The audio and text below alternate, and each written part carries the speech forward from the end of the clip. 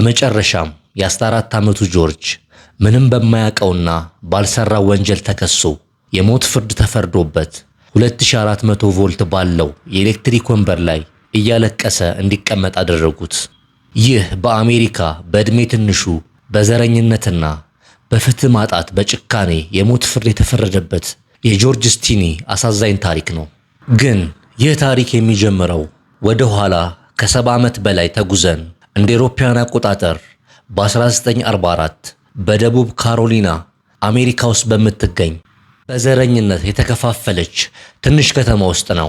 ግን ቢሆንም በዚች ከተማ ውስጥ ጆርጅ ስቲኒ ከቤተሰቦቹ ጋር በሰላም የሚኖር ጥቁር አሜሪካዊ ሕፃን ነበር። በሚያሳዝን ሁኔታ ግን የከተማዋ ነጮችና ጥቁሮች በባቡር ሐዲድ ተለያይተው በከፍተኛ ዘረኝነትና ጥላቻ ይኖሩ ነበር። ይሁን እንጂ ከዚህ በኋላ ነበር ዓለምን ያስደነገጠው ታሪክ የተሰማው። እንደ አውሮፓውያን አቆጣጠር በማርች 23 ቀን በ1944 ቤቲና ሜሪ የተባሉ የ7 እና የ11 ዓመት ሕፃናት ለመጫወቻ እንዲሆናቸው አበባ ለመፈለግ ብስክሌታቸውን ይዘው ወጡ። እዚህ ጋር ነበር በጥቁሮች ሰፈር በኩል ሲያልፉ ጆርጅና እህቱን ያገኟቸው። ከዛም አበባ የት እንደሚገኝ እነ ጆርጅን ጠየቋቸው። ጆርጅና እህቱም አቅጣጫ አሳይተው ሸኟቸው። ግን እዚህ ጋር ነው ማንም ያልጠበቀው ነገር የተከሰተው። ሕፃናቱ ከሄዱበት ወደ ቤታቸው ሊመለሱ አልቻሉም። ወዲያውኑም ከተማዋ በጭንቀት ተሞላች። ማንም ባልጠበቀው መንገድ በሚያሳዝን ሁኔታ በማግስቱ ጠዋት የሁለቱ ሕፃናት አስክሬን በውሃ በተሞላ ጉድጓድ ውስጥ በከባድ ብረት ተመተው በጭካኔ ተገለው ተገኙ።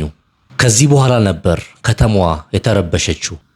ፖሊስ ወዲያውኑ ገዳዩን ማጣራት ቢጀምርም የከተማዋ ነጮች በቁጣ ነደዱ። እዚህ ጋር ነው ታዲያ ፖሊሶች ሕፃናቱ ከመጥፋታቸው በፊት ለመጨረሻ ጊዜ ያናገራቸው ጆርጅ ስቲኒ እንደነበረ የሰሙት። ከዚህ በኋላ የከፋው ነገር መፈጠር ጀመረ። ፖሊሶች ወዲያውኑ የ14 ዓመቱን ጆርጅን ያለምንም ማስረጃ በቀጥታ በቁጥጥር ስር አዋሉት። ይህ ብቻ አይደለም፣ ወላጆቹ እንዳያዩት ተከለከሉ። ምንም አይነት ጠበቃ አልቆመለትም ነበር። በመቀጠልም ለሰዓታት ብቻውን በአስጨናቂ ክፍል ውስጥ ተዘግቶበት ተጠየቀ። ፖሊስም በውሸት ጆርጅ ወንጀሉን በቃሉ አምኗል ብሎ ተናገረ። ነገር ግን ያመነበት ምንም አይነት የጽሑፍም ሆነ የፊርማ ማስረጃ አልነበረም። ከዚያም ወዲያውኑ የጆርጅ ቤተሰቦች በነጮች እንዳይገደሉ በመፍራት በሌሊት ከተማዋን ጥለው ተሰደዱ። ጆርጅም በታሰረበት ፍጹም ብቻውን ሆነ። ከቀናት በኋላም ምንም የማያውቀውን ታዳጊ ፍርድ ቤት አቀረቡት። ግን ሕግ ያስከበሩ በማስመሰል ለጆርጅ የማይጠቅም አንድ ነጭ ጠበቃ አቆሙለት። ነገር ግን ይህ ጠበቃ ለጆርጅ ለመከላከል አንድም ምስክርም ሆነ ማስረጃ አላቀረበም።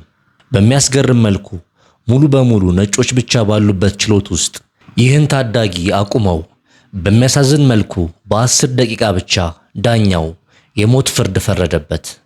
ይህ ብቻ አይደለም፣ ጆርጅ ይግባኝ የመጠየቅ መብትም አልተሰጠው። ከሁሉ የከፋው ደግሞ እንዲሞት የሚደረግበት መንገድ በአሰቃቂ ሁኔታ መሆኑ ነው። 2400 ቮልት ኤሌክትሪክ ባለው ወንበር ላይ ተቀምጦ ሕይወቱ እንዲያልፍ ተወሰነበት። ከዚህም በኋላ ሰኔ 16 ቀን 1944 የሞት ፍርድ የሚፈጸምበት ቀን ደረሰ።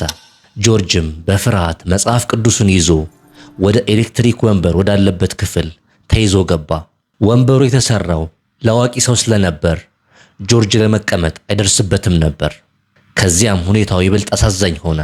የኤሌክትሪክ ሽቦዎቹ ጭንቅላቱ ላይ እንዲደርሱ ለማድረግ ጠባቂዎቹ ጆርጅን በያዘው መጽሐፍ ቅዱስ ላይ እንዲቀመጥ አደረጉት። ከዚህም በኋላ የከፋው ነገር ተጀመረ። የመጀመሪያው የኤሌክትሪክ ኃይል በተለቀቀበት ቅስፈት ጆርጅ ፊት ላይ ያለው ማክስ ተንሸራቶ ወደቀ። በሚያሳዝን ሁኔታም በፍርሃትና በእንባ የተሞላው የሕፃኑ ፊት ለታዛቢዎች በሙሉ ታየ። በመጨረሻም ጆርጅ ስቲኒ በከፍተኛ ስቃይ ሕይወቱ አለፈች። ፍርዱም ተፈጸመ። ቢሆንም ግን ለጆርጅ ባይጠቅመውም ጆርጅ ከሞተ ከ70 ዓመታት በኋላ እውነታው ለዓለም ይፋ ሆነ። እንደ አውሮፓውያን አቆጣጠር በ2014 ፍርድ ቤት የጆርጅ ስቲኒን መዝገብ እንደገና መረመረ። ሆኖም በወቅቱ ሕፃናቱን ለመግደል የተጠቀሙበት ብረት ከ19 ኪሎ በላይ እንደሚመዝንና ይህንን ደግሞ የ14 ዓመቱ ደካማ ሕፃን ሊያነሳው እንደማይችል በሳይንስ ተረጋገጠ። እናም እህቱም በዚያ ሰዓት አብራው እንደነበረች የምስክርነት ቃሏን ሰጠች። ከዚያም ፍርድ ቤቱ የ1944ቱን ፍርድ ፍጹም የፍትህ መጓደልና ሕገ መንግሥታዊ መብቱን የገፈፈ መሆኑን በማወጅ ጆርጅ ስቲኒን ሙሉ በሙሉ ነፃ አደረገው። ጆርጅ ንጹሕ ነበር። ነገር ግን ፍትህ የመጣው ሕይወቱ ካለፈ ከ70 ዓመታት በኋላ ነበር። ይህ ታሪክ የፍትህ መጓደልንና የዘረኝነትን መጥፎ ገጽታ የሚያሳይ ሆኖ እስካሁን ድረስ ይነገራል።